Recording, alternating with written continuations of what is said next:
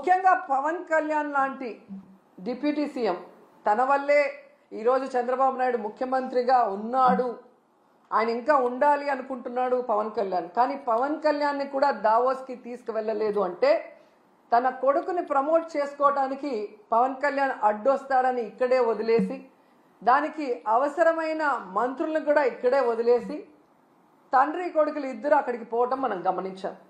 అంటే వీళ్ళు ఈ యొక్క దావోస్కి వెళ్ళి పెట్టుబడులు తేలేకపోవడానికి కారణం ఏంటంటే ఈరోజు అందరి మధ్యలో ఒకటే, ఈ లోకేష్ రెడ్ బుక్ పాలనే దీనికి కారణమని.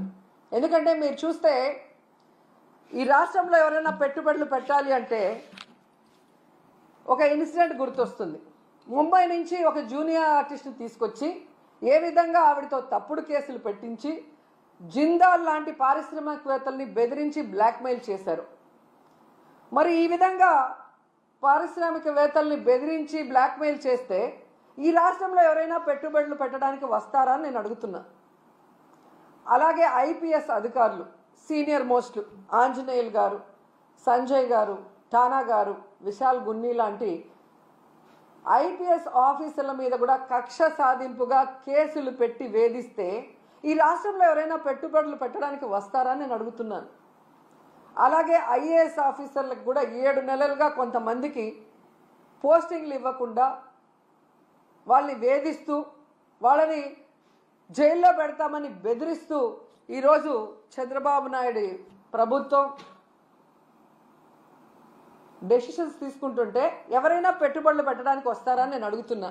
ముఖ్యంగా ఈ రాష్ట్రంలో మీరు చూస్తే ఆడపిల్లలు, చిన్న పిల్లల మీద అత్యాచారాలు, అఘాయిత్యాలు, అలాగే హత్యలు జరుగుతుంటే అలాంటి రాష్ట్రంలో ఎవరైనా పెట్టుబడులు పెట్టడానికి వస్తారని నేను అడుగుతున్నా.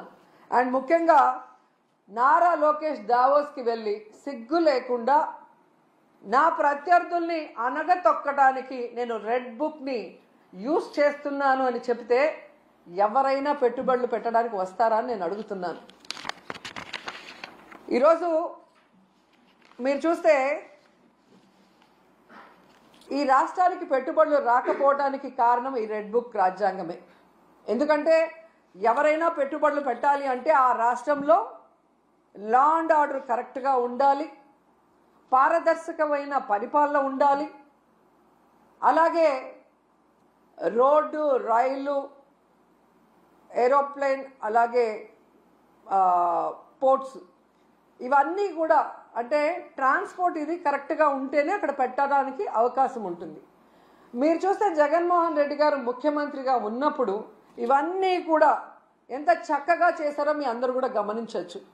లా అండ్ ఆర్డర్ ఏ విధంగా మెయింటైన్ చేశారు, అలాగే మీరు చూస్తే సచివాలయ వ్యవస్థతో ఎలా పారదర్శకంగా పరిపాలించారు, అలాగే ఏపీలో 3 పోర్ట్లు మచిలీపట్నం, మూలపేట, రామాయపట్నం ఏ విధంగా వర్క్స్ స్టార్ట్ చేశారు, భోగాపురం ఎయిర్పోర్ట్ ఎలా ఆల్మోస్ట్ 35% వర్క్ చేసేయటం జరిగింది, అలాగే 10 ఫిషింగ్ హార్బర్లు అన్నిటినీ కూడా తీసుకొచ్చి మీ చేతిలో పెడితే ఈరోజు మీరు ఏం చేశారు?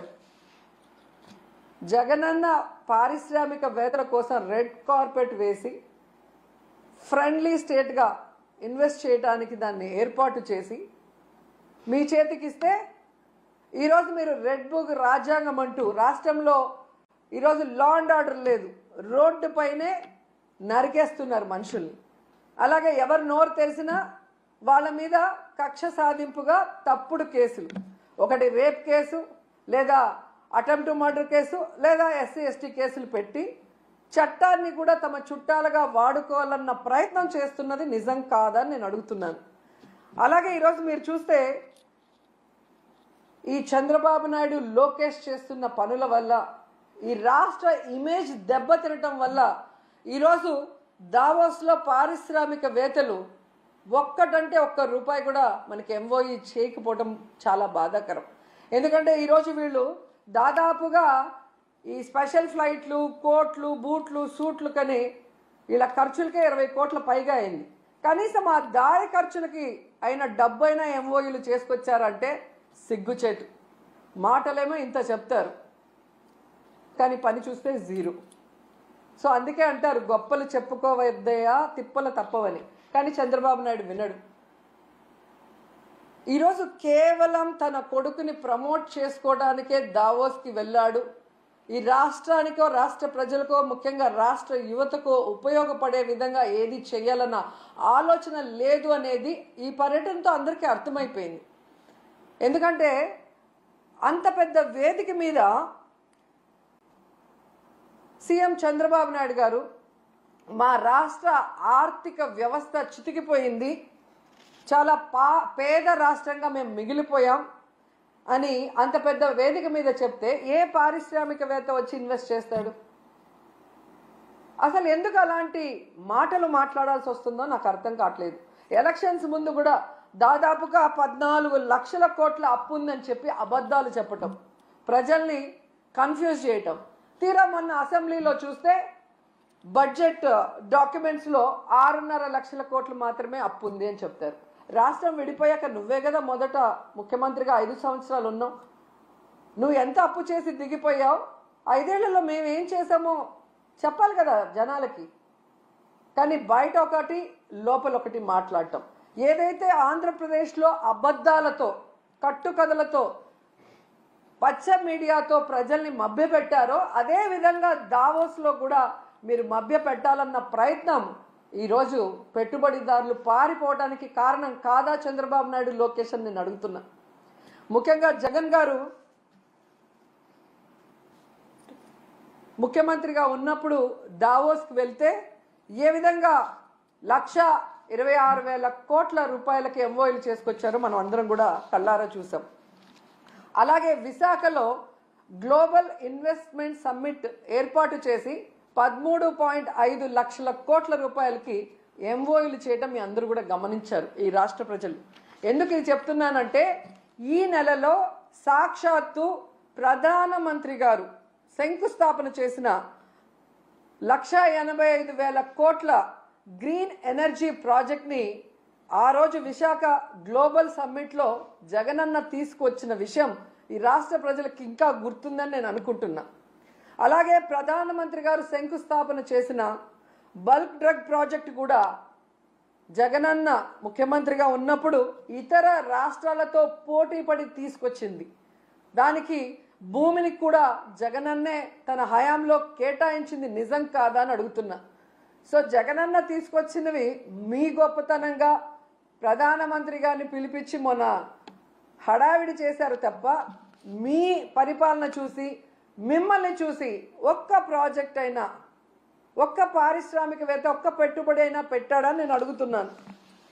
జగనన్న విశాఖలో గ్లోబల్ ఇన్వెస్ట్మెంట్ సమ్మిట్ పెడితే అదాని వచ్చారు, అంబానీ వచ్చారు, జిందాల్ గారు వచ్చారు. అది జగనన్న క్రెడిబిలిటీ, ఆయన సుపరిపాలన, ఆయన పారదర్శకమైన పరిపాలన, ఆయన ఫ్రెండ్లీ నేచర్ పారిశ్రామికవేత్తలతో, అలాగే ఈజ్ ఆఫ్ డూయింగ్తో ఏ విధంగా పారిశ్రామికవేత్తలకి అందుబాటులోకి అన్ని తీసుకొచ్చారో అందుకే వాళ్ళందరూ రావటం జరిగింది. కానీ మీరు మీ హయాంలో ఒక్కరంటే ఒక్కరు రావటానికి భయపడుతున్నారు అంటే దానికి కారణం మీ అరాచక రెడ్ బుక్ పాలన కాదా అని నేను అడుగుతున్నాను. ఈరోజు ఇన్ని మాట్లాడి వెళ్ళిన మీకు ఉత్త చేతులతో తిరిగి రావడానికి సిగ్గు లేదా అని అడుగుతున్నాను. ఏ మొహం పెట్టుకొని ప్రజలకు ఏం చెప్పాలనుకుంటున్నారు? మీకేం కొత్త కాదులేండి. పక్క రాష్ట్రాల వాళ్ళు పెట్టుబడులతో వస్తే మీరు కట్టుకథలతో వస్తారు. ఎవరి మీద తోసేద్దామా, ఏం చెప్పి తప్పించుకుందామా అన్న కార్యక్రమం మీకు తెలిసినంత బాగా ఎవరికి తెలియదు. దీనికోసం కాదు మీకు ఓట్లేసింది, మీకు అధికారం ఇచ్చింది, మీకు పదవులు ఇచ్చింది. ఇప్పటికైనా ఈ రెడ్ బుక్ అరాచక పాలనని మానేసి ప్రజలకి మీరు ఏదైతే ప్రామిస్ చేశారో ఆ ప్రామిస్ని ఫుల్ఫిల్ చేస్తూ ఈ రాష్ట్ర పరువుని కాపాడమని చంద్రబాబు నాయుడుకి, లోకేష్కి, పవన్ కళ్యాణ్కి తెలియజేసుకుంటున్నాం. ఎందుకంటే పవన్ కళ్యాణ్ గారు ఏదో మత్తులో మాయలో ఉన్నారు, చంద్రబాబు నాయుడు మత్తు మాయలో. కనీసం దావోస్కి మిమ్మల్ని తీసుకెళ్ళలేదు అంటే మీరు వెళ్తే పెట్టుబడులు రావని మిమ్మల్ని తీసుకెళ్లేదా పవన్ కళ్యాణ్ గారు? లేదా గతంలో మీరు ఒక ఇంటర్వ్యూలో దావోస్కి వెళ్ళటం వేస్ట్, దానివల్ల రూపాయి ఉపయోగం లేదని మీరు ఇచ్చిన ఇంటర్వ్యూ వల్ల తీసుకెళ్ళలేదా? లేదా పవన్ కళ్యాణ్ వస్తే లోకేష్కి ఇంపార్టెన్స్ తగ్గిపోతుందని తీసుకెళ్ళలేదా? ఇది మాకు చెప్పకపోయినా పర్లేదు, కనీసం పవన్ కళ్యాణ్కి జనసేన కూలీలకి చెప్పాల్సిన అవసరం ఉందని కూడా ఈ సందర్భంగా తెలియజేసుకుంటున్నా. ఎందుకంటే అంత పెద్ద వేదిక మీద లోకేష్ సీఎం అయితే బాగుంటుంది, డిప్యూటీ సీఎం అయితే బాగుంటుంది అని ఎలా భజన చేశారో, ఆ భజన చూసి పారిశ్రామికవేత్తలు ఎలా అవాక్కయ్యారో కూడా అందరూ గమనించారు. సో చంద్రబాబు నాయుడు గారు, మీరు వచ్చి 7 నెలల కాలం అవుతుంది. ఈ రాష్ట్ర పరువు ప్రతిష్ట దిగజార్చే విధంగా మీరు పరిపాలిస్తున్న విషయాన్ని ఇప్పటికైనా గుర్తించండి. మొన్న టీటీడీ తిరుమల వైకుంఠ ఏకాదశి తొక్కిసలాటలో ప్రాణాలు పోగొట్టుకున్న కుటుంబాల్ని మీరు గాలికి వదిలేసి, దాంట్లో నుంచి మిమ్మల్ని నమ్ముకున్న మీ అఫీషియల్స్ ఎవరైతే మీరు రిక్రూట్ చేశారో మీరు రిక్రూట్ చేసిన టీటీడీ పాలక మండలిని తప్పించడానికి, కాపాడటం కోసం ఈరోజు ఎన్ని డాన్సులు వేస్తూ తిరుమల పవిత్రతను పాడు చేస్తున్నారు. లడ్డూ విషయంలో ఎలా ఈ తిరుమల పవిత్రతను పాడు చేశారు. అలాగే మహిళల మీద ఇన్ని అఘాయిత్యాలు, ఇన్ని అత్యాచారాలు, హత్యలు జరుగుతుంటే కూడా మీరు దాన్ని ఎవరి మీద నెట్టాలి, ఏ పార్టీ మీద నెట్టాలన్న ప్రయత్నం చేస్తున్నారే తప్ప వాటికి అడ్డుకట్ట వేయకపోవటం ఈ రాష్ట్ర ప్రజలందరూ కూడా గమనిస్తున్నారు. ముఖ్యంగా పవన్ కళ్యాణ్ గారు లా అండ్ ఆర్డర్ ఫెయిల్యూర్ అయింది, హోమ్ మినిస్టర్ ఫెయిల్యూర్ అయ్యారని చెప్పి అంత చెప్పిన తర్వాత కూడా ఇంతవరకు మీరు లా అండ్ ఆర్డర్ మీద దృష్టి పెట్టలేదు అంటే ఈ రాష్ట్ర ఇమేజ్ ఎంత దిగజారిపోయిందో దావోస్ పర్యటనలో మీకు ఒక్క ఎంఓయూ కూడా అవ్వకపోవటం అనేది ఇప్పటికైనా తెలుసుకొని రాష్ట్ర ప్రతిష్టని, పరువుని పెంచే విధంగా మీరు పరిపాలిస్తారని ఆశిస్తున్నాం. అలాగే ఈ రాష్ట్రంలో తప్పుడు కేసులు, ఈ రాష్ట్రంలో మీకు నచ్చని వాళ్ళ మీద ఏదో రకంగా కక్ష సాధింపు చేయాలి అంటే అది కరెక్ట్ కాదు. ఎందుకంటే ఎప్పటికీ మీరు ఉండరు. రాబోయే కాలంలో జగన్మోహన్ రెడ్డి గారు ఖచ్చితంగా ముఖ్యమంత్రి అవుతారు. ఎందుకంటే ఇప్పటికే ప్రజలు మీకు ఓటేసిన దానివల్ల వేసిన వాళ్ళు బాధపడుతున్నారు. ఈవీఎంల వల్ల మీరు గెలిచారనుకున్న వాళ్ళు మీరు దిగిపోవాలని ప్రార్థనలు చేస్తున్నారు. ఎందుకంటే మీ వల్ల పేదవాళ్ళకి ఉపయోగం లేదు, రాష్ట్రానికి ఉపయోగం లేదు, ఏ వర్గానికి కూడా ఉపయోగం లేదు. కాబట్టి ఇప్పటికైనా మీరు మీ సీనియారిటీని, ఇచ్చిన మాట నిలబెట్టుకోవడంలో పెట్టండి. ఈ రాష్ట్రంలో పుట్టినందుకు, 4 సార్లు ముఖ్యమంత్రిని మిమ్మల్ని చేసినందుకు, ఈ రాష్ట్ర ప్రజలకు ఇచ్చిన వాగ్దానాలు నెరవేరుస్తూ ఈ రాష్ట్ర ప్రతిష్టని పెంచే విధంగా ముందుకు వెళ్ళండి. ఇప్పటికైనా అబద్ధాలు చెప్పడం మానేయండి అని కూడా ఈ సందర్భంగా తెలియజేసుకుంటూ, నిజంగా ఈరోజు ఒక్క ఎంఓయూ కూడా జరగకుండా వీళ్ళు తిరిగి రావటం వీళ్ళకి సిగ్గు అనిపించడం లేదేమో కానీ ఈ రాష్ట్రంలో ఉన్న ఒక ప్రజల్లాగా, అంటే ఒక ఓటర్ లాగా లేదా ఒక లీడర్ లాగా మేమైతే పక్క రాష్ట్రాల వాళ్ళ ముందు మొహం చూపించలేక సిగ్గుపడుతున్నాం. గతంలో ఎలాగైతే బాబు వస్తే జాబ్ వస్తుందన్నాడు, కేవలం వాళ్ళ బాబు లోకేష్ బాబుకే ఎమ్మెల్సీ ఇచ్చి మంత్రిని చేసుకున్నాడు. ఇప్పుడు 20 లక్షల మంది అబ్బాయిలకంతా ఉద్యోగం ఇస్తాం లేదా నిరుద్యోగ భృతి ఇస్తామన్నారు. 7 నెలలు అయింది, ఒక ఉద్యోగం లేదు, నిరుద్యోగ భృతి లేదు. మళ్ళీ వాళ్ళ కొడుకు లోకేష్ బాబుకు మాత్రమే మంత్రిగా ఉద్యోగం ఇచ్చారు. సో ఈ రాష్ట్ర ప్రజలు బాగా గమనించండి. మీకు మంచి చేసిన వాళ్ళని, మీకు మంచి చేయాలని తాపత్రయపడే వాళ్ళని ఇప్పటికైనా గుర్తించి ఇలాంటి కూటమి నాయకులు చెప్పే అబద్ధాలకి, కుట్రలకి, కుతంత్రాలకి మీరు నమ్మి బలవద్దని కూడా అందరికీ కోరుకుంటున్నాను. ఏరోప్లేన్ అలాగే పోర్ట్స్ ఇవన్నీ కూడా, అంటే ట్రాన్స్పోర్ట్ ఇది కరెక్ట్గా ఉంటేనే అక్కడ పెట్టడానికి అవకాశం ఉంటుంది. మీరు చూస్తే జగన్మోహన్ రెడ్డి గారు ముఖ్యమంత్రిగా ఉన్నప్పుడు ఇవన్నీ కూడా ఎంత చక్కగా చేశారో మీ అందరూ కూడా గమనించవచ్చు. లా అండ్ ఆర్డర్ ఏ విధంగా మెయింటైన్ చేశారు, అలాగే మీరు చూస్తే సచివాలయ వ్యవస్థతో ఎలా పారదర్శకంగా పరిపాలించారు. అలాగే ఏపీలో 3 పోర్ట్లు, మచిలీపట్నం, మూలపేట, రామాయపట్నం ఏ విధంగా వర్క్స్ స్టార్ట్ చేశారు. భోగాపురం ఎయిర్పోర్ట్ ఎలా ఆల్మోస్ట్ 35% వర్క్ చేసేయటం జరిగింది. అలాగే 10 ఫిషింగ్ హార్బర్లు అన్నిటినీ కూడా తీసుకొచ్చి మీ చేతిలో పెడితే ఈరోజు మీరు ఏం చేశారు? జగనన్న పారిశ్రామికవేత్తల కోసం రెడ్ కార్పెట్ వేసి ఫ్రెండ్లీ స్టేట్గా ఇన్వెస్ట్ చేయడానికి దాన్ని ఏర్పాటు చేసి మీ చేతికిస్తే ఈరోజు మీరు రెడ్ బుక్ రాజ్యాంగం అంటూ రాష్ట్రంలో ఈరోజు లా అండ్ ఆర్డర్ లేదు, రోడ్డు పైన